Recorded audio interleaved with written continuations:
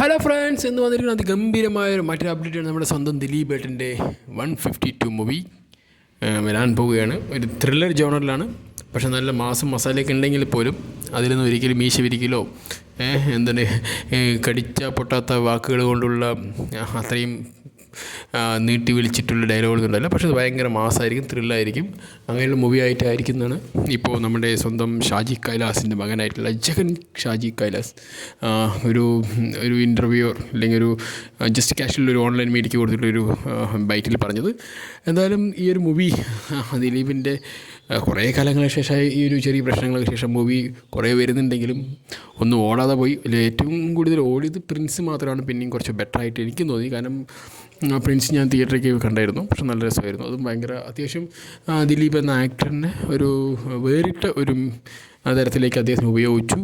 അധികം കോമഡികളും അതൊന്നുമില്ലാതെ ഇമോഷണൽ ഇല്ലാതെ വളരെ നീറ്റ് ആൻഡ് ക്ലീൻ ആയിട്ട് വളരെ മനോഹരമായിട്ട് ഈ സിനിമയിൽ ഉപയോഗിച്ചു. അത് തന്നെ ആ സിനിമയുടെ ഏറ്റവും വലിയൊരു നല്ലൊരു ഘടകമായി എനിക്ക് തോന്നി. കാരണം എന്തായാലും നല്ല തീരുമാനം തന്നെയായിരുന്നു. ഇനി വരാൻ പോകുന്നത് നമ്മുടെ സ്വന്തം ജഗൻ ഷാജി കൈലാസാണ്. അദ്ദേഹത്തിൻ്റെ മകനാണ്, ഷാജി കൈലാസിൻ്റെ മകനാണ്. അപ്പോൾ എന്തായാലും അച്ഛൻ്റെ മകൻ ഒരു സിനിമ എടുക്കുമ്പോൾ അതിൻ്റേതായുള്ള ചേരുവയൊക്കെ വേണമല്ലോ. അത് തന്നെ അദ്ദേഹം പറഞ്ഞു, അച്ഛൻ്റെ രീതിയിൽ സിനിമ എടുക്കട്ടെ, ഞാൻ എൻ്റെ രീതിയിൽ സിനിമ എടുക്കാം എന്ന രീതിയിലാണ് അദ്ദേഹം പറഞ്ഞത്. എന്തായാലും ഈ സിനിമ വളരെ ഗംഭീരമാവട്ടെ. കാരണം ദിലീപിൻ്റെ ഒരു മാസ് സിനിമ നമ്മൾ പ്രതീക്ഷിച്ചത് മറ്റേ ഈ അടുത്ത് വരുന്ന ബബബായ് ആയിരുന്നു. പക്ഷേ ബബബ അങ്ങനെ എല്ലാവർക്കും ഇഷ്ടപ്പെടുന്ന രീതിയിലേക്ക് മാറിയില്ല പടം. കാരണം ചിലർ പറയുന്നു ഓക്കെ ഒരു മാഡ്നസ് ആണ് പറഞ്ഞിട്ടാണ് പടം ഇറക്കി. പക്ഷേ അത് മാഡ്നസ് പറയുമ്പോൾ അതിനെ നീതി പുലർത്തി 100% ആ മാഡ്നസ് എന്ന വാക്കിനെ നീതി പുലർത്തിക്കൊണ്ട് സിനിമ വന്നു. അതൊരു ഭ്രാന്തമായ ഉള്ളൊരുത്തിൻ്റെ ചില കാര്യങ്ങൾ പറയുന്നത്, ചില കാര്യങ്ങൾ ചെയ്യുന്നതിനെക്കുറിച്ച് പക്ഷേ ഭയങ്കര രസമായിരുന്നു. എനിക്കിങ്ങനെ കണ്ടുകൊണ്ട് ഇങ്ങനെ ഇരിക്കുക, അല്ലാതെ നമുക്കിങ്ങനെ ആ കഥയും എൻ്റെ കാമ്പൊക്കെ നോക്കി പോയിട്ട് ഇങ്ങനെ പോവുകയാണെങ്കിൽ ആ പരിപാടി നടക്കില്ല. പക്ഷേ പടം അങ്ങനെ ഒരു പറഞ്ഞു ഒരു ലോജിക്കില്ല സിനിമ കാണണം. അതുകൊണ്ടാണ് ആ പടം ലോജിക്കില്ല ആ ഒരു മൈൻഡിൽ കണ്ട പടം നല്ലതായിരിക്കും. എന്തായാലും പടം ഒരു ഭയങ്കര രസമുള്ള പടമായിരുന്നു. എനിക്ക് വലിയ കുഴപ്പം തോന്നിയില്ല.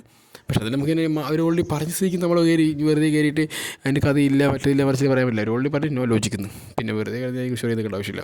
എന്തായാലും ദിലീപിൻ്റെ ഒരു മാസ് മസാല സിനിമ നമ്മൾ ഏറ്റവും കൂടുതൽ ആഗ്രഹിക്കുന്നതാണ്. കാരണം ദിലീപ് എന്ന വ്യക്തി നമുക്ക് ഒരുപാട് പ്രിയപ്പെട്ടവനാണ്. കാരണം പണ്ട് മുതൽ അദ്ദേഹം നമ്മളെ ഒരുപാട് ചിരിപ്പിക്കുകയും ചിന്തിപ്പിക്കുകയും സങ്കടപ്പെടുത്തുകയൊക്കെ ചെയ്ത വ്യക്തിയാണ്. അപ്പോൾ അത് അദ്ദേഹത്തിൻ്റെ ഒരു ചെറിയൊരു അതറിയില്ല, ആ കേസുമായി ബന്ധപ്പെട്ട് എന്താണെന്ന് അറിയില്ല. അതൊക്കെ കോടതിയും കാര്യമൊക്കെ തീരുമാനിക്കുകയാണ്. നമ്മൾ കേട്ടുകളി വെച്ചിട്ടൊന്നും പറയുന്നതിൽ യാതൊരു വിധം കാര്യമില്ല. അങ്ങനത്തെ ഒരു ശീലിക്കാത്തതുകൊണ്ടും പറയുന്നില്ല. അത് നമ്മൾ പാസ്സായ ഒരു പ്രേക്ഷക നിലയിൽ സിനിമകൾ ആണ് ആസ്വദിക്കുന്നത്. അതായത് നല്ലൊരു സിനിമ അദ്ദേഹത്തിന് വരട്ടെ. കാരണം നമ്മളും കുറേ ആഗ്രഹിക്കുന്നതാണ് നല്ലൊരു മൂവി അദ്ദേഹത്തിൽ നിന്ന് പിറക്കാൻ, അല്ലെങ്കിൽ അദ്ദേഹത്തിൻ്റെ ആ ഒരു വളരെ പരമശിവം പോലെയൊക്കെ ഒരു നല്ല ത്രില്ലിംഗ് മൂവി അല്ലെ, അതൊക്കെ നല്ല വരട്ടെ. കാരണം എനിക്ക് തോന്നുന്നു ഇദ്ദേഹത്തിന് ഏറ്റവും കൂടുതൽ അടി കിട്ടി തരുന്നത് ഈ ഇദ്ദേഹത്തിൻ്റെ കോർ ആക്ടേഴ്സ് ഉണ്ട്, സപ്പോർട്ടിങ് ആക്ടേഴ്സ്, കോമഡിയൻസ്. അവരൊക്കെ നഷ്ടപ്പെട്ടത് അദ്ദേഹത്തിന് ചെറിയ ഒരു തരത്തിലല്ല ബാധിച്ചത്. അദ്ദേഹത്തിൻ്റെ പല സിനിമകളിലും മെയിൻ ആക്ടേഴ്സ് പറയുന്നതെല്ലാം ഇവരിൻ്റെ ഈ ഒരു ഗ്രൂപ്പ് ഓഫ് പീപ്പിൾ തന്നെയായിരുന്നു. അതുകൊണ്ട് തന്നെ ആയിരിക്കും ചില എല്ലാ സിനിമയിലും അദ്ദേഹത്തിന് നല്ലൊരു വൈബ് സെറ്റ് ചെയ്യാൻ പറ്റിയിട്ടുണ്ടായിരുന്നു. പക്ഷേ ഇപ്പോൾ ഓരോരുത്തരും എല്ലാവരും പോയി കോച്ചിങ് സിനിമയായിക്കട്ടെ, ഇന്നസെൻ്റ് ആയിക്കട്ടെ, ഇവരൊക്കെ പോയതോടുകൂടി ദിലീപ് എന്ന വ്യക്തി ശരിക്കും ഏകാന്തനായി എന്ന് പറയാൻ പറ്റും. കാരണം വളരെ പിന്നെ തനിച്ചുള്ളൊരു ഇതിലേക്ക് മാറി, ഇപ്പോൾ ഒറ്റയ്ക്ക് അദ്ദേഹത്തിന് പറ്റാത്ത രീതിയിലേക്ക് മാറി ഇല്ലേ. പല സിനിമകളിലും ഇവരുടെ മെയിൻ ക്യാരക്ടേഴ്സ് പറയുന്നത് ഇവരുടെ കോമഡിയൻസ് തന്നെയാണ്. അപ്പോൾ അതിനൊരു ഭയങ്കര രസമായിരുന്നു. അപ്പോൾ ഇനിയിപ്പോൾ അങ്ങനെയൊക്കെ ആയതുകൊണ്ടായിരിക്കാം ചില പ്രശ്നം. എന്തായാലും ഈ ഒരു സിനിമ ത്രില്ലിംഗ് മൂവിയാണെന്നാണ് ജഗൻ ഷാജി കൈലാസ് പറഞ്ഞിരിക്കുന്നത്. മീശ വിരിയൊന്നും ഉണ്ടാവില്ല, പക്ഷേ കടിച്ചപ്പെട്ടത് വേർഡും ഉണ്ടാവില്ല. പക്ഷേ ഒരു വെറൈറ്റി ആയിട്ടുള്ളൊരു സിനിമയായിരിക്കും. അതെന്തായാലും അദ്ദേഹം കൺഫേം ചെയ്തിട്ട് നല്ല വെറൈറ്റി വരണം, നല്ല വെറൈറ്റി ആയിട്ട് സിനിമയായിരിക്കും എന്നാണ് അദ്ദേഹം തന്നെ പറയുന്നത്.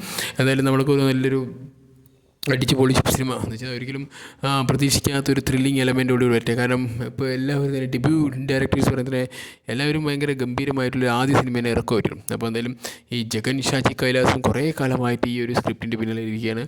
അപ്പോൾ അദ്ദേഹം കുറേ എന്താ പറയുക അഴിച്ചുപണി നടത്തി വെട്ടലും കുത്തലും തിരുത്തലൊക്കെ കഴിഞ്ഞു അദ്ദേഹത്തിന് ഫൈനലൈസ്ഡ് ആയിട്ടുള്ളൊരു സ്ക്രിപ്റ്റ് അതിലായി. അതുകൊണ്ടാണ് അത്രയും കോൺഫിഡൻസ് ആയതുകൊണ്ട് മാത്രമാണ് ഞാൻ എന്താ പറയുക നമ്മുടെ ദിലീപേട്ടനെ കാണാൻ ചെല്ലുകയും ദിലീപേട്ടനെ കഥ കേട്ടു. അത് ഭയങ്കരമായിട്ട് അദ്ദേഹത്തിനെ ഇഷ്ടപ്പെട്ടു എന്ന രീതിയിലേക്ക് ഒരു വന്നു. അപ്പോൾ അതിന് സിനിമ ഓണാകാൻ പോവുകയാണ് എത്രയും പെട്ടെന്ന്. കാരണം അതുമായി ബന്ധപ്പെട്ട പോസ്റ്റേഴ്സും അതുമായി ബന്ധപ്പെട്ട ട്രെയിലർ, ടീസർ, അങ്ങനെ കുറേ അപ്ഡേറ്റ് ഉണ്ടല്ലോ. അതെല്ലാം തന്നെ അധികം വൈകാതെ തന്നെ എത്തിക്കാനുള്ളൊരു സാധ്യതയും കൂടി അദ്ദേഹം പറയണ്ടായി. അതിനെല്ലാം തന്നെ വളരെ ഈസി ആയിട്ട് നമുക്ക് കാണാം. കാരണം അദ്ദേഹത്തിൻ്റെ സിനിമകൾ വരട്ടെ. സിനിമകളിലും ദിലീപ് എന്ന ആ ഒരു ആക്ടർ ഇല്ലായ്മ മലയാള സിനിമയിൽ വലിയൊരു അടി തന്നെയാണ്. കാരണം 2020 പോലുള്ളൊരു വലിയ സിനിമയൊക്കെ എടുക്കാനും കാണിച്ചൊരു ധൈര്യം അതിൻ്റെ എത്രയോ സിനിമകൾ നമ്മളിപ്പോഴും റിപ്പീറ്റഡ് വാല്യൂസാണ് ഇല്ല അദ്ദേഹത്തിൻ്റെ എല്ലാ സിനിമകളും റിപ്പീറ്റഡ് വാല്യൂ ആണ്. കാരണം അത്രമാത്രം നല്ല രസത്തിലാണ് അദ്ദേഹത്തിൻ്റെ പടം. പിന്നെ ഈ അടുത്ത കാലത്താണ് കുറച്ചൊക്കെ പൊട്ടാന്ന് തുടങ്ങിയത്. സെൻട്രൽ ജയിൽസും അങ്ങനെ കുറേ മൂവിയൊക്കെ വന്നപ്പോഴാണ് ദിലീപിൻ്റെ ഒരു ഊള കോമഡിയാണെന്ന രീതിയിലേക്ക് മാറി. പക്ഷേ ഇനിയിപ്പോൾ അങ്ങനെയൊന്നും ഒരിക്കലും ദിലീപ് കുറച്ചുകൂടി മെച്യൂർഡായിട്ട് മറ്റുള്ള ആക്ടേഴ്സ് ചെയ്യുന്ന പോലെയുള്ളൊക്കെ നല്ല സെറ്റപ്പ് സിനിമകളൊക്കെ ചെയ്ത് കഴിഞ്ഞാൽ ഈ മാസ് മസാല മാത്രം കോൺസെൻട്രേറ്റ് ചെയ്ത് കുറച്ച് നല്ലൊരു സിനിമകളൊക്കെ ചെയ്യാൻ ശ്രമിച്ചു കഴിഞ്ഞാൽ ഇപ്പോൾ മലയാളം ഇൻഡസ്ട്രിയിൽ അദ്ദേഹത്തിൻ്റെ സ്ഥാനം അങ്ങനെ തന്നെ ആയിരിക്കും. കാരണം ഇപ്പോഴത്തെ എല്ലാവരും വരും. ഇപ്പോൾ പൃഥ്വിരാജ് ആയിക്കോട്ടെ, പൃഥ്വിരാജ്, നമ്മുടെ ടോവിനോ തോമസ്, നിവിൻ പോളി, ദുൽഖർ, ഫഹദ് ഫാസിൽ, ഇവരൊക്കെ ഇപ്പോൾ കയറി നിൽക്കുകയാണ്. ആസിഫ് അലി എല്ലാം അടിച്ച് കയറി നിൽക്കുകയാണ്. അപ്പോൾ അവരുടെ ഇടയിലേക്കൊരു പുതിയൊരു കഥയുമായിട്ട് പുതിയൊരു രൂപമായി പുതിയൊരു തരത്തിലേക്ക് വരുമ്പോൾ കുറച്ച് ടഫാണ്. എന്നിരുന്നാലും അദ്ദേഹത്തിനെ നല്ല രീതിയിൽ ചെയ്യാൻ ശ്രമിക്കുകയാണെങ്കിൽ അദ്ദേഹം ചെയ്യാൻ പറ്റുന്ന സിനിമയില്ല. കാരണം ഏറ്റവും കൂടുതൽ വെറൈറ്റീസ് കൊണ്ടുവന്നൊരു ഒരു നടനുമാണ്, ഒരു പ്രൊഡ്യൂസറും കൂടിയാണ് അദ്ദേഹം ഇപ്പോൾ ശാന്ത് പോലുള്ള സിനിമയൊക്കെ അത്രയും വെറൈറ്റിയെ കൊണ്ടുവരാൻ പറ്റിയ വ്യക്തിക്ക് ഇനിയുള്ള സിനിമ എടുക്കാൻ വലിയ ബുദ്ധിമുട്ടൊന്നുമില്ല. കാരണം അതുപോലും മറ്റുള്ള ഇൻഡസ്ട്രിക്ക് കൈ തൊട്ടാൽ പൊള്ളുന്ന രീതിയിലേക്കുള്ള സിനിമകളാണ് അദ്ദേഹത്തിൻ്റെ പലതും. അപ്പോൾ അതുതന്നെ ആണ് ആസ് എ പ്രേക്ഷകർ നിലയിൽ എനിക്കും പറയാനുള്ളത്. കാരണം D-152 പറയുന്നത് ഒരു ഗംഭീരമായ സിനിമയാവട്ടെ. ദിലീപിനെ പോലൊരു ആക്ടറും ഇവിടെ വേണം, എല്ലാവരും വേണം. നമുക്കിപ്പോൾ അങ്ങനെ ഇന്ന ആൾ വേണം ഇന്ന ആൾ വേണ്ടതില്ല, എല്ലാ ആക്ടേഴ്സും വേണം. എല്ലാവരും എല്ലാവരും വേണം. എന്താ കാര്യം, നമ്മുടെ ഒരു മലയാള ഇൻഡസ്ട്രിയാണ്. മലയാളം എന്ന് പറയുന്ന ഒരു മോളിവുഡ് എന്ന ഇൻഡസ്ട്രീൻ്റെ എല്ലാവരും കരുത്തരായി മാറട്ടെ. ആ കരുത്തര നമ്മുടെ സിനിമയെക്കുറിച്ച് എല്ലാവരും പാടാൻ തുടങ്ങട്ടെ എന്നും കൂടി പറയുന്നു. എന്തായാലും ഇതുമായി ബന്ധപ്പെട്ട് എന്തെങ്കിലും അപ്ഡേറ്റ് വരികയാണെങ്കിൽ ഞാൻ നിങ്ങളുമായിട്ട് അറിയിക്കുന്നതായിരിക്കും. എന്തായാലും 152 അല്ലേ ദിലീപിൻ്റെ മൂവി അതിഗംഭീരമാവാൻ ഞാനും ആഗ്രഹിക്കുന്നു. ആവട്ടെ, എല്ലാവരും രീതിയിലേക്ക് വളർന്ന് പന്തലിക്കട്ടെ. ഓക്കെ, അപ്പോൾ all the best Jagan and Dileep team. Okay, bye. എന്തായാലും അടുത്തൊരു വീഡിയോ വരുമായിരിക്കും. Okay, see U.